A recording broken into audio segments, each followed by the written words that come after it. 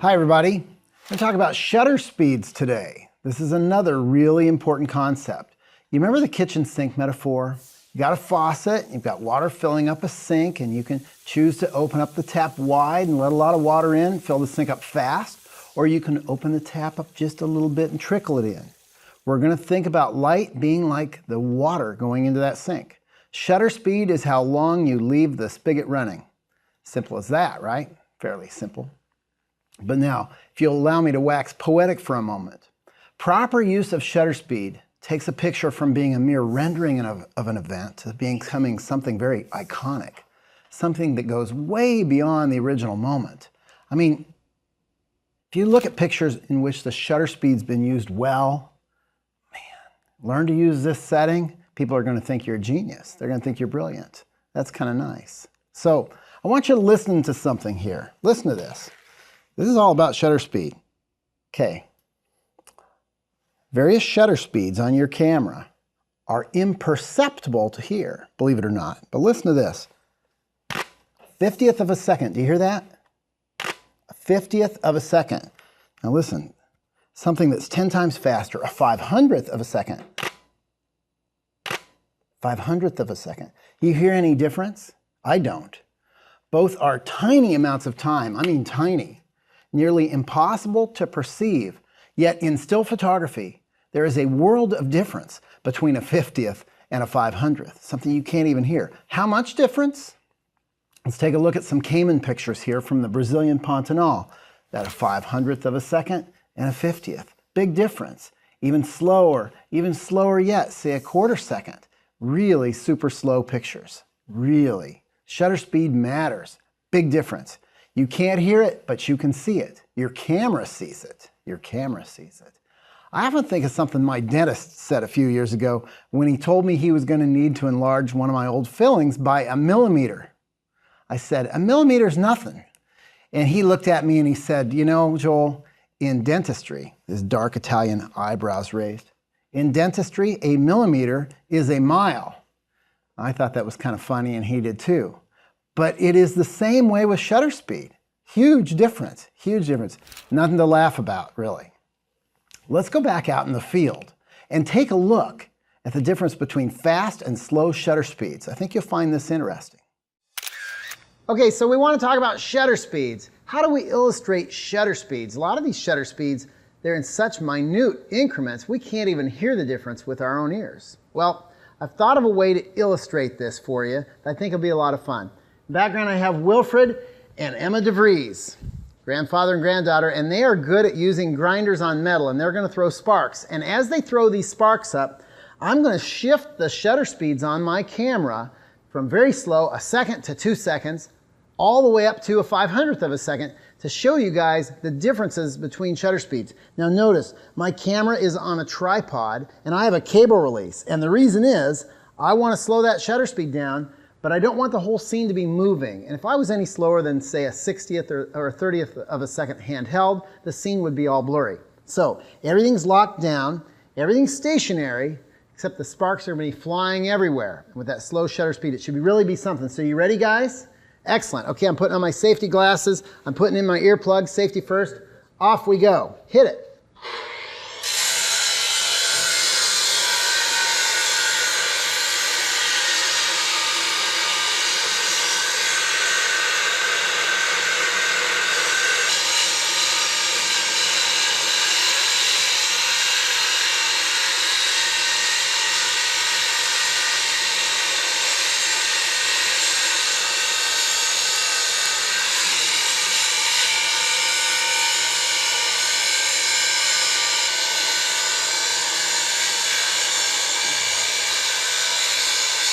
Okay, excellent.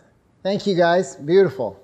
So that's a lot of fun. I can already see on the back of the camera the effect. When you're at a full second, the sparks are just arcing everywhere. It looks like 4th of July. If you're at a 500th of a second, there's sparks, but it's just not as magnificent. So you can see that.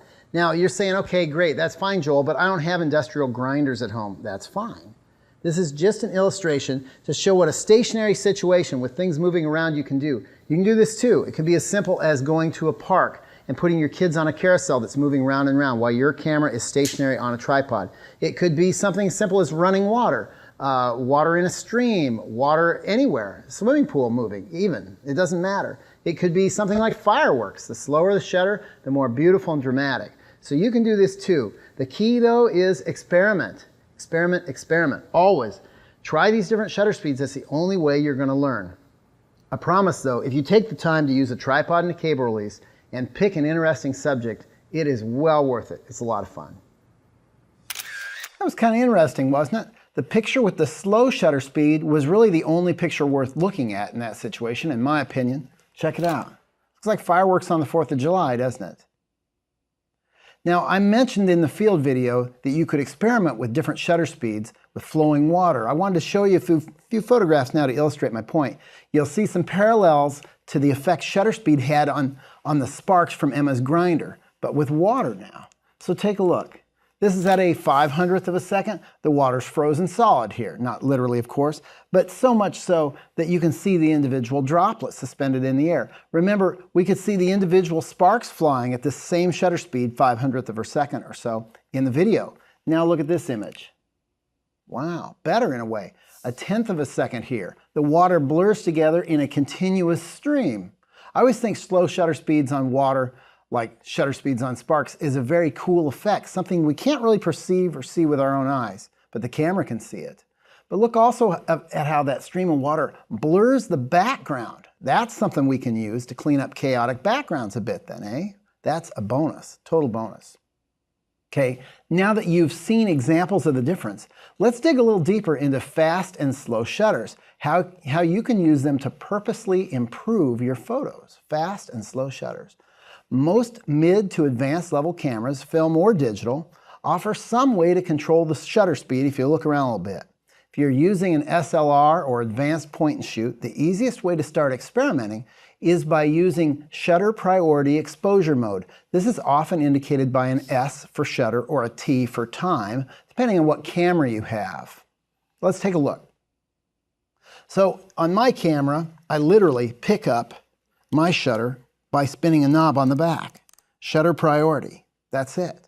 I choose shutter speed mode whenever I want to basically tell the camera what shutter speed to choose, right? When I choose shutter speed priority, the camera changes the aperture for me.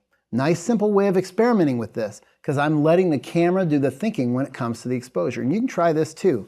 I want you to be able to concentrate on the effect you want, not fighting the gear all the time. So it's a very simple adjustment. Just a couple of buttons on the camera.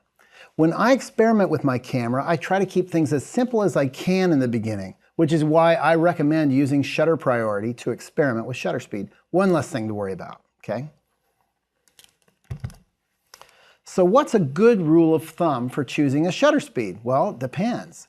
In simplest terms, the longer the lens you use, the faster your shutter should be. A 20th of a second, for example, for a 20mm lens, a 500th of a second or more for a 500mm lens, and so on. I try to match increments of shutter speed to basically the millimeter of the lens, okay? So simply put, a fast shutter speed means that it isn't left open for very long.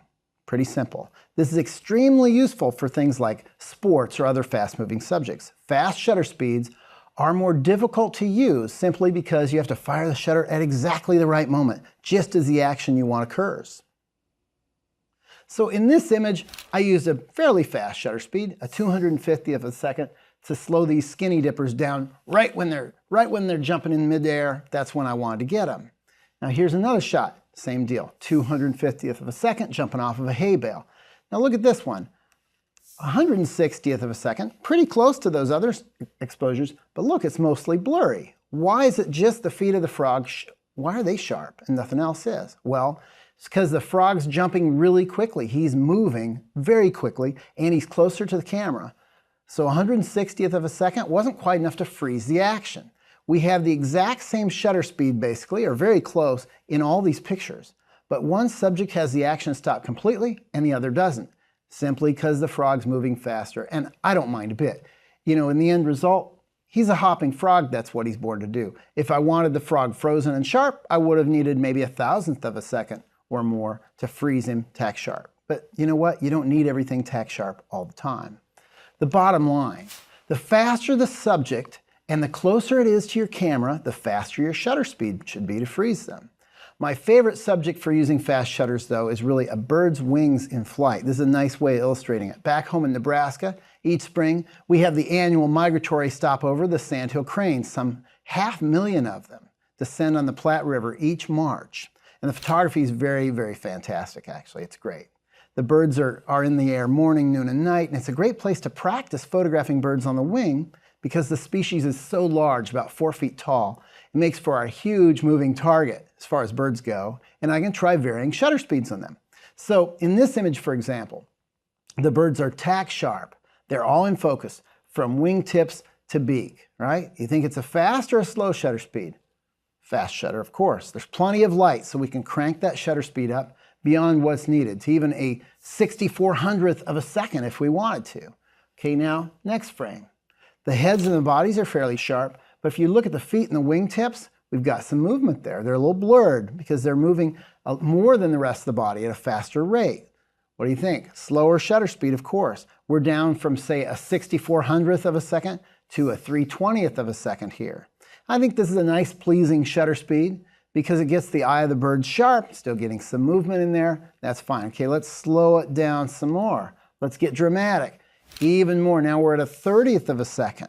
The birds on the ground are fairly sharp, but the ones in the air are smudged and blurry, barely recognizable. They're kind of impressions of cranes, really. So that's okay, though. I kind of like that feeling. You see how much play we have just with shutter speed, though. We have a lot of choices to make, and the choices you make really depend on what you're trying to achieve. What do you want to do? Just how much of an artiste do you want to be? Also, how fast or slow is your subject moving? That's going to determine things quite a bit, too. It really is. It all depends. That's the answer. It all depends. Sometimes only a fast shutter speed will do the trick, though. I hang out once in a while with a friend of mine, a daredevil named Dr. Danger. Okay, he's one of the last old-time daredevils or stuntmen out there. So Dr. Danger decided he was going to drive a junk car through a wall of flame into a pile of junk cars. Okay, so that's great. We have this huge explosion. There he goes. That needs a fast shutter speed, a 4,000th of a second or so.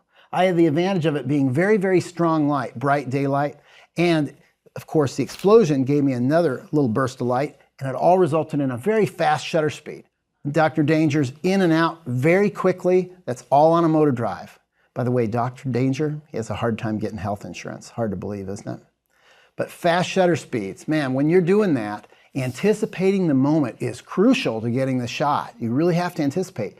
Generally speaking, with an SLR camera, if you've seen a fast breaking moment through the viewfinder, it means you've missed getting a picture of it. So anticipation is key. You watch an event for a little bit before you try to shoot it. You get a little bit more of an anticipation there. With a better understanding of what's going to happen next and where, you have the best chance of getting something really great. Let's take another look. This is one of the famous fishing bears of Brooks Falls, Alaska. These bears wait at the top of a waterfall with open jaws, hoping to snag a salmon when they're flying through midair. This picture was shot at about 1,000th of a second. It was on a motor drive, so bang, bang, bang, real fast. Happened in less than a heartbeat. In fact, I never even saw it happening with my own eyes because it was so fast and my camera's on motor drive the whole time. The fish jumped, the bear snapped, it was all over in just an instant. So I needed that fast shutter speed to really freeze the action. If you look, you can see splashes of water around it. Everything's frozen in time. Yet more than anything, I needed the exact perfect moment captured in an instant. That is a very tall order. In fact, I spent days working to get this. Shooting with a motor drive, really fast shutter speeds, morning, noon, and night, all the time. I knew I had to take at least, I bet you I shot 2,000 pictures to get that one keeper. Look at this salmon. He's got claw marks from another bear that almost got him. With digital cameras, though, you can shoot a lot. It's no big deal. You just delete images that you don't think are worthy. So in something like this, you know what I mean? You're 1,000th of a second too early, too late. Both the fish and the bear are out of position. And I had a lot of things come and go out of position. I wasn't worried, though, right? Most of the time, if I keep shooting, I get something. I shoot and shoot and shoot until I get something. But look at this. The bear's head's just out. Bear's head's in. There we go. As we say in Nebraska, Even a blind hog gets an acorn once in a while. You know, conversely, let's talk about slow shutter speeds for a second. Slow means the shutter is left open for quite a while. And there's another world of creative possibilities that open up using slow shutter speeds. It is very amazing. And this to me is where the magic really starts to happen. Used properly, slow shutter can convey motion in a still image. Nothing else does it like this. And this is very exciting. This is the best part about still photography to me, is slow shutter. Just a slight bit of blurring is all it takes for our brains to translate a still image into a moving one. And that is so fun. Now remember our shot of the bear catching the fish, right? Okay, here's another image of the same bears at the same waterfall on the same day, but with different shutter speeds. This is a quarter of a second or slower. Look at the feel now. It looks like they're standing in whipped cream. Isn't that amazing? The water that was frozen in our earlier images, frozen because of a fast shutter, is now running over those falls, just dreamlike, flowing all around them. These bears are standing fairly still, obviously. They're not moving, they're concentrating, and man, that looks good, doesn't it? Look at that, hard to believe. That's a little faster shutter speed, not as much movement in the water, but there we're slower again, more of that whipped cream feel. Water is a great thing to do slow shutter speeds on. Look at that, really slow, really slow. That may be as much as a full second there. Really, really slow. You know, with each situation you shoot, ask yourself if the same scene would lend itself well to either a fast or slow shutter speed. I do this all the time. I think about this constantly. And my favorites most of the time are slower shutters used in low light. I do this a lot. After you've practiced for a while, you'll discover that your slower shutter speeds used well are really nice ways to add artistry and really liven up an otherwise very common setting. For example, this is just at a little county fair in Idaho. And I love the movement and the lights coming up and the fact that we've got joy and a connection there. It's one of my favorite pictures, it really is. You can take a look also at this demolition derby in Nebraska. For those of you not familiar with demolition derbies, this is an event where drivers purposely run their cars into each other over and over again. The last car moving wins. Usually it's a trophy of an upside down car that they win. That's about it for demolishing their own car. But this is a chance to make some great pictures. Your first instinct might be to only shoot fast shutter speeds, right? Of course. So maybe you're shooting with a fairly fast shutter speed there, but the light's dropping. So what do you think? Let's slow it down. Let's see. We go from a photo of record to something much more dreamlike, something much more iconic. You go beyond it being just a photo of record. Now we have big color moving around like lumbering dancers on a dirt floor. And the fact that this referee holds stock still during the exposure, that makes it really sing. We're down to about a 1/15 of a second here. And that's very slow. That's very, very slow. You know, an added bonus, slower shutter speeds let in more light, making the exposure brighter. This means we can shoot much later in the day and really take in all the nuance and the last flow of light of the day. The stands, the cornfields, the fire trucks back there. This is the kind of picture that hopefully goes beyond the obvious. It's not just about wrecking cars anymore. Now it's about the color palette and the movement and about a big Saturday night in a very small town. You know, another fun thing to try with slow shutter speeds is a panned action image where we move the camera to follow the subject. In the end result, the subject is mostly in focus and the background is blurred. There are two ways to shoot a panned action picture. The first is with the photographer stationary and a moving subject. The second is with the photographer moving along with the subject, parallel, same speed. The second's often hard to find an opportunity to do. So for right now, let's talk about how to shoot the first kind of panned image with the stationary photographer and a moving subject. So let me just show you how that would work. I'll get a nice slow shutter speed. Let's say, half second so you can really hear it. And we're just gonna pan along. You can hear it, you can hear that shutter open. There we go, that's a very slow shutter. I very seldom would shoot a pan at a half second, but sometimes it can be great, you know. You wanna position yourself, by the way, perpendicular, 90-degree angle to your subject's path. Pre-focus on where your subject's going to be when it passes by in front of you, and then follow your subject with the camera. You get a good start, you shoot, and you follow through. You don't stop moving when you press the shutter, or you're liable to mess up the smoothness of such a long exposure. You want to follow through. We did this when we were filming in Nebraska in my backyard, so we made a little video to show you this. Let's take a look.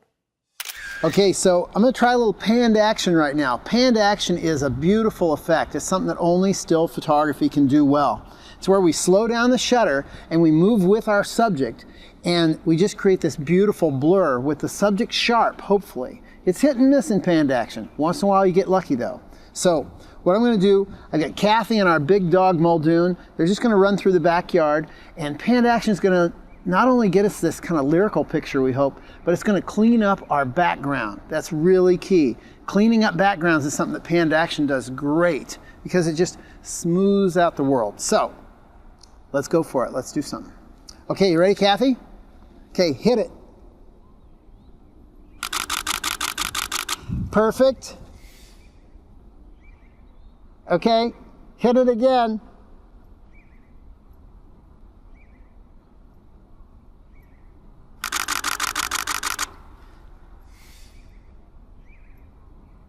Okay, so one other thing, I've got this camera on continuous high motor drive. Hear this?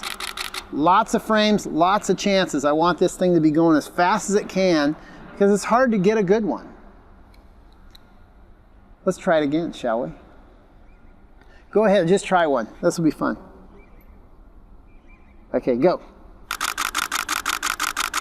Good.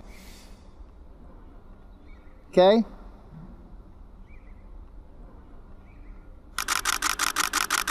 Okay, one more time, Kathy. You can never have too many. Okay, here we go.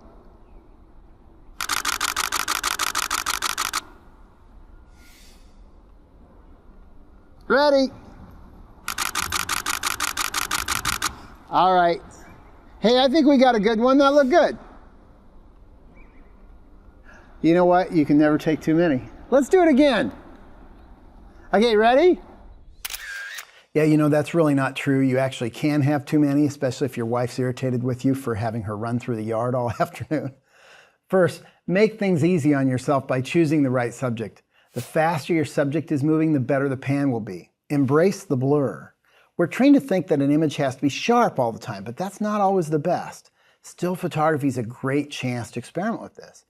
Now, I also told you there's a second kind of panned action, this one taken by a camera that's moving along with the subject at about the same speed. The camera does not move side to side, but instead stays right with the subject. I've used this technique before a couple times. Once when I was on assignment in the Sandhills in Nebraska. I'm on a horse here, literally. I'm out on a ranch that does things a traditional way in the Sandhills. I'm on a horse riding right along with this cowboy, and I shot such a slow shutter speed, mainly because it was getting dark out, and I couldn't get a fast enough shutter speed to freeze any action, so I thought, well, I'll just try this. I was shooting film back then. The results were a nice surprise. The cowboy isn't tack sharp, but this photo does effectively convey the constant movement at branding time, and it's a nice break in shooting fast action pictures with high shutter speeds all the time. It's just something nice and different. Visual variety, that's what we're looking for. You know, in some situations, panning can really save the day then. I was assigned to cover the Atacama Desert a few years ago, and one evening found myself watching a woman way off in the distance herd llamas just after sunset. It's a pretty tough situation photographically though. I was almost out of light and there really wasn't anything else to shoot, just this woman with her llama herd out there, and the light was so low I could barely see her really. And I knew I wouldn't be able to get a sharp shot of the woman moving her herd around. I thought, how do I handle this? The backgrounds were pretty messy too. The llamas were all different colors. It's kind of a jumbled landscape, bushes popping up. This is what I got out of the car and kind of ran up with my interpreter, asked her permission to shoot. And that's kind of the scene, and it's okay. It's all right, nice soft light. But you know what? When she started moving those llamas around, that's when you really get something nice. A hint of motion in the woman's clothes lets us know she's moving, gives us a sense of what it's like to be on foot there. The mountains in the background just are in focus just barely enough. They're kind of back there to give an impression that we're high in some remote wilderness and that it's very remote. So panned action really saved the day in that case. You know, now that we've discussed these basic fast and slow shutter speeds and panned action, I want to bring another new element into play when we're talking about this. When you combine a slow shutter speed with flash, it can create an effect known as ghosting. And I kind of like ghosting sometimes. You get ghosting when you mix ambient light with a flash and a slow shutter. If your subject's in total darkness except for the instantaneous burst of your flash, you're not going to get ghosting. Remember, you need some ambient light for ghosting to happen. Ambient light is found light, light that's just coming in steady stream from your surroundings. Using this technique can be a lot of fun because no matter how many times you try it, you're going to get something new and different and unexpected every time. I'm certainly surprised every time I try it. So this was a few years ago, covering Mardi Gras, big celebration, lots of ghosting here. The flash froze the action. But if you notice, look at how the hands and faces are sharp throughout. But it's that long shutter speed that really makes the shutter sing, right? It really makes the picture sing. In this case, it's about a 30th of a second. It slows the motion in the streamers, shows all that motion in hands and streamers, the beads on people's necks flying around. Anything that's moving, that ambient light is going to ghost it. It's going to cause it to move. So that's really a nice look. I like the look a lot. In all these cases, I'd say I was what we call dragging the shutter. That simply means that I was choosing a really slow shutter speed in order to sop up as much of that low light as I could.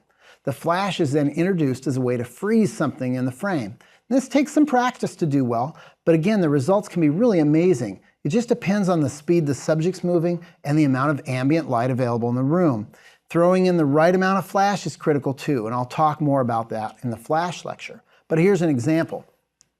This is at a night Husker game. The stands are fairly dark. In fact, you could say the stands are really, really dark. The only thing lit's the field.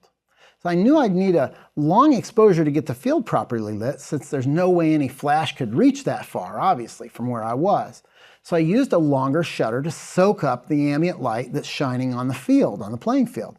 And since I didn't want the foreground to be black, I popped just a little bit of flash in there. And by little, I mean about as little as the flash would produce and still fire. The fan in front of me was waving a little red flag, so with just a hint of flash, got the light to balance out perfectly. So problem solved there. A little bit more interesting foreground than if I'd had nothing other than an ambient light exposure. Now, long exposures can work great for images building up the light from things like traffic and weather and fireworks. I use long exposures for those things all the time. In a way, this is the opposite of simply capturing a moment, isn't it? Long exposures use very slow shutter speeds to show the passage of time. How cool is that? Now, you'll need a tripod and a way to trigger your camera without touching it in some of these cases. This is because you don't want anything bumping the camera, including your finger pressing the shutter button when you're on a slow shutter speed. In situations where the light is very dim, longer, slower shutter speeds are a necessity. Why not make them work to your advantage? Let's take this. This is one of my favorite pictures. This is at my wife's cousin's farm. The shutter here was open a full 15 seconds, one of the longest exposures I've done in a long time. It's at a July 4th party. Why 15 seconds and not 30? Well, because there's a little bit of ambient in the sky and I want it to look like nighttime. I want the shutter to stay open as long as I can to get all these other activities going on, but I don't want to blow that sky out. I don't want it to look like daytime. I want a little hint of light, but I don't want to leave it open so long it's overexposed. So how do I know if this picture is working? That's a long exposure. I chimp. I look at the back of the camera. I'm experimenting all the time. There is no right or wrong. I'm just doing what pleases me. In this case, I wanted the sky to show up ever so slightly. So I was making decisions based on what I was seeing on the back of the camera and what I wanted it to look like eventually, what I wanted to achieve with this. I wanted to show the arc of the fireworks as they're set off. And this image does a pretty good job of that. People were holding still, like my wife's cousin there. He's tired out laying on the hay bales in the front. He's done a lot of work to get the place ready. That's his place. But the fact is, the majority of the scene on the ground is sharp and helps to anchor the frame, but there's other movement. That other movement that happens is just gravy. For example, one kid's running around with a green light stick around his neck. You can only see the green there, you can't see him. I like that. The trail that he leaves adds an interesting angle. Plus there's kids out in the water firing off fireworks, and that exposure being so long with lots and lots of streaks in the sky just has this timeless quality of a hot July night. To me, it's successful that way. And it means something to me personally because I love going down there. So finally, I wanted to show you a photo that's basically the longest 15 seconds of my life. It was a thunderstorm, a very violent one, rolling through southeast Nebraska. Instead of doing the smart thing and heading for cover, I took my camera and tripod and went outside, of course. At least I hunkered down under the wheel well of my truck while shooting. Now the long exposure I'm going to show you not only captures the lightning strikes, but also gave the ambient light in both the sky and some green security lights on this farm enough time to build up so that we could get a good exposure, right? So that's a long, long exposure, 15 seconds. Those bolts probably came a couple seconds apart or so, and I'm just hunkered down with a tripod and a cable release the whole time. Now, I should say this too. You should use common sense when you try to photograph weather like this, and don't put yourself in danger unless it's a long time between thrills for you, I guess, then I completely understand. We've talked a lot about what shutter speed is, shown the difference between fast and slow, as well as when to use both. We've also looked at different techniques you can try using slow shutter speed for artistic effects in your pictures. Panning, ghosting, long exposures. Just think all this from one simple camera setting. Hard to believe, isn't it? Remember this too, patience here is your greatest ally. Great pictures don't just happen. They're results of lots and lots of attempts, many of which will be failures. It's amazing what you can do though with a frozen moment, or even one that's slightly thawed, believe it or not. You know, something like this goes way beyond the original moment when I was there. Or this, a wolf running in the snow in Yellowstone. To me, it goes way beyond it. And it sums up not only the experience of being there, but it moves it beyond that. It makes it art, simply by slowing the shutter speed down. That's the remarkable thing about still photography. It's why I love it. Okay, your assignment. I want to see you shoot something that's moving. Traffic, kids on a merry-go-round, water. It just has to be something moving repeatedly so you get several chances at shooting it. I want you to slow your shutter way down to less than 1/30th of a second. You can shoot it fast also at 1/500th of a second to see how it looks if you have enough light to do that. I want you to try this at different times of the day and notice how the change in light affects your pictures. Okay, now we've checked out the equipment and we've checked out the lenses and the shutter speed. In the next lecture, I want to discuss two extremely important factors in photography: aperture and depth of field. Shutter speed, aperture, and depth of field, we're working through the basics here first. That's what it's all about, so don't miss it. Come right back.